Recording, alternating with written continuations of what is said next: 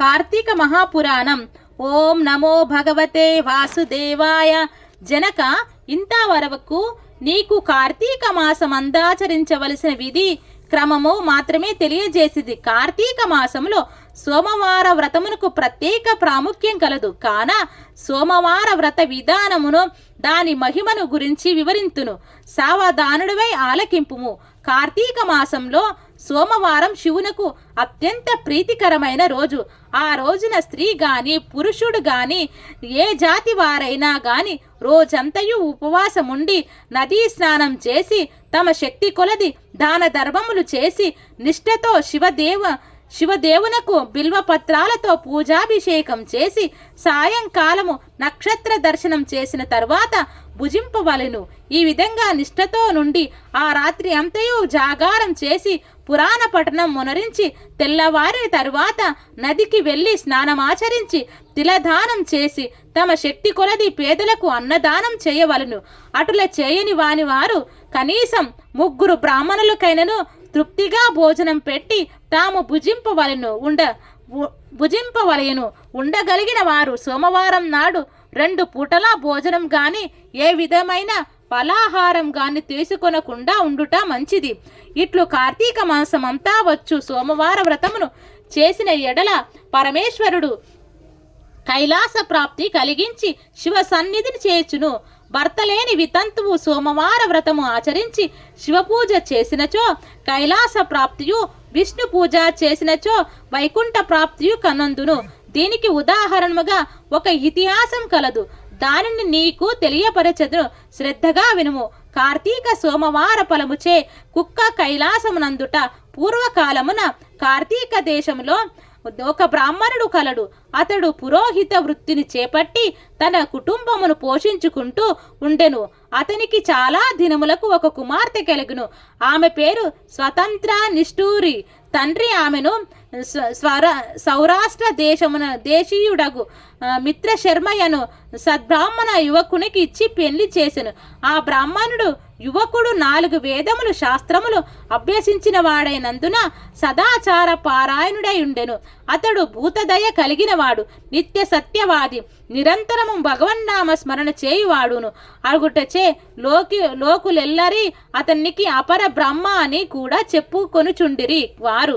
ఇటువంటి ఉత్తమ పురుషునకు భార్యగు నిష్ఠూరి యవ్వన గర్భముతో కన్ను మిన్ను గానక పెద్దలను దూషించుచు అత్తమామలను భర్తను తిట్టుచు కొట్టుచు రక్కుచు పరపురుష సాంగత్యం గొలదై వ్యభిచారాని అయి తన ప్రియులు చేత తెచ్చిన తినుబండారములు బట్టలు పువ్వులు ధరించుచు దుష్టురాలై తిరుగుచుండగా వంశమునకు అప్రతిష్ట తెచ్చుచున్నదని అత్తామామలు ఆమెను తమ ఇంటి నుండి వెళ్ళగొట్టిరి. కానీ శాంత స్వరూపుడగు ఆమె భర్తకు మాత్రం ఆమె అందభిమానము పోక ఆమె ఎంతటి నీచ కార్యములు చేసినను సహించి చీపొమ్మనక విడవక ఆమె తోడనే కాపురం చేయుచుండెను. కానీ చుట్టుపక్కల వారు నిష్ఠూరి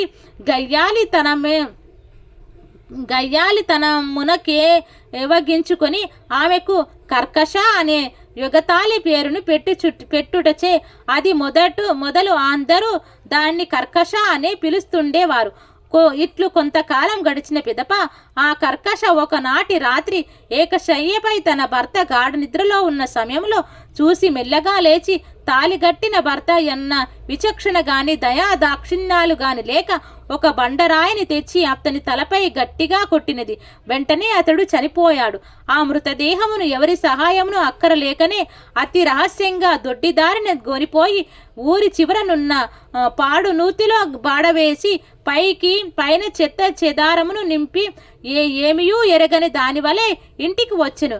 ఇక తనకు ఏ అలవాటు లేవని ఇక విచ్చలవిడిగా సంచరించుచు తన సౌందర్యమును చూసి ఎందరినో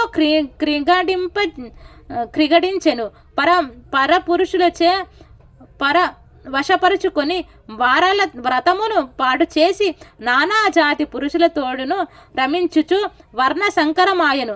అంతేగాక పడుచు కన్యలకు భర్తలతో కాపురం చేయుచున్న పడుచులకు తన మాటలతో చేరదీసి వారికి కూడా దుర్బుద్ధిని నేర్పి పాడు చేసి విటులకు తార్చి ధనార్జన కూడా చేయసాగెను. జనకరాజా, యవ్వన బింకము ఎంతకాలముండును కాదా, కాలమొక్క రీతిగా నడవదు. క్రమక్రమంగా ఆమెలోని యవ్వనం నర్శించినది. శరీరమందు మేఘ బయలుదేరినవి. ఆ వ్రణముల నుండి చీము, రక్తము, రసి కారుట ప్రారంభమాయను. దానికి తోడు శరీరమంతా కుష్టు వ్యాధి బయలుదేరి దుర్గంధం వెలువడుచున్నది. దినదినము శరీర పటుత్వం కృషి అయ్యి భయంకర రోగంతో బాధపడుచున్నది. ఆమె యవ్వనంలో ఉండగా ఎన్ని విధాల తృప్తి కలిగించినా విటుల ఏ ఒక్కరూ ఇప్పుడు ఆమెను తొంగి చూడనైనా చూడరి. ఆ పరిసర ప్రాంతానికి వెళ్ళిన తమ లెటునైనను పలకరించునని ఈ వీధి మొగమైనను చూడకుండిరి.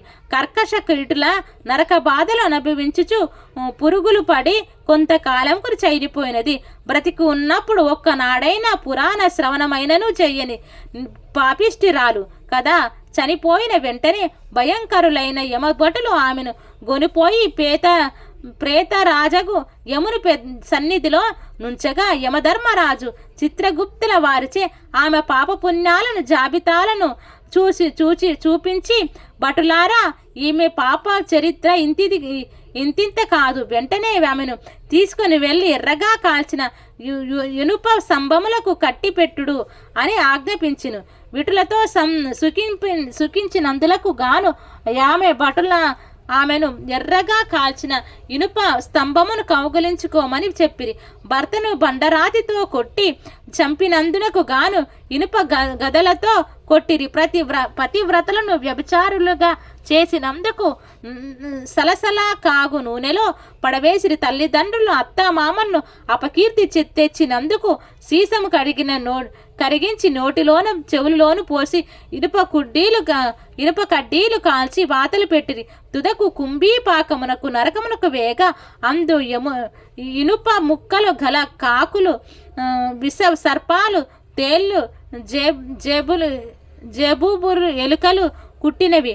ఆమె చేసిన పాపములకు ఇటు 7 తరాలు వాళ్ళు, అటు 7 తరాల వాళ్ళు నరక బాధలు పడుచుండ్రి. ఈ ప్రకారముగా నరక బాధలు అనుభవించి కడకు కళింగ దేశమున కుక్క జన్మ నెత్తి ఆకలి బాధ పడలేక తిరుగుచుండగా కర్రలతో కొట్టువారు కొట్టుచు, తిట్టువారు తిట్టుచు, తరుమువారు తరుముచూ ఉండిరి. ఇట్లుండగా ఒకనొకనాడు శ్రోత్రియాద్ బ్రాహ్మణుడు కార్తీక సోమవార వ్రతం ఆచరించి ఉపవాసముండి సాయంత్రమున నక్షత్ర దర్శనం చేసి బలియన్నమును నరుగుపై పెట్టి కాళ్ళు చేతులు కడుక్కొనుటకై లోనికేగిని. ఆ సమయం ఆ కుక్క వచ్చి ఆ బలి అన్నమును తినును.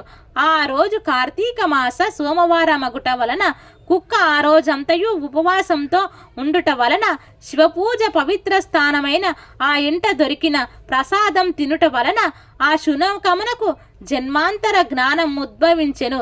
వెంటనే ఆ శునకము విప్రుకులోత్తమ నన్ను కాపాడుము అని మొరపెట్టుకొనెను. ఆ మాటలు బ్రాహ్మణుడు ఆలకించి బయటకు వచ్చి చూడగా కుక్క తప్ప అన్యులెవ్వరూ లేనందున లోనికేగను. మరలా రక్షింపుము అని కేకలు వినబడెను. మరలా విప్రుడు బయటకు వచ్చి, ఎవరు నీవు, నీ వృత్తాంతమేమి అని ప్రశ్నించను. అంతనా కుక్క, మహానుభావ, ఈ పుట్టుకకు వెనక 15 జన్మలకు ముందు విప్రకులంగునను నేను వ్యభిచారిని అగ్ని సాక్షిగా పెండ్లాడిన భర్తను చంపి వృద్ధాప్యంలో కుష్టి రోగినై తుదకు తనువు చాలించిన తరువాత యమదూతల వల్ల మహానరకమును అనుభవించి నా పూర్వీకుల పుణ్యఫలం వల్ల ఈ జన్మలో కుక్కనైతిని.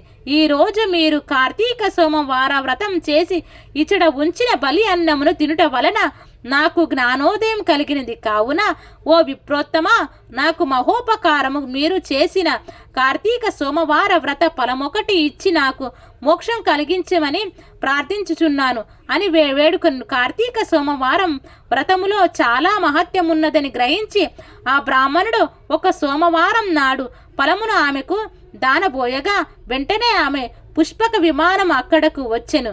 ఆమె అందరికీ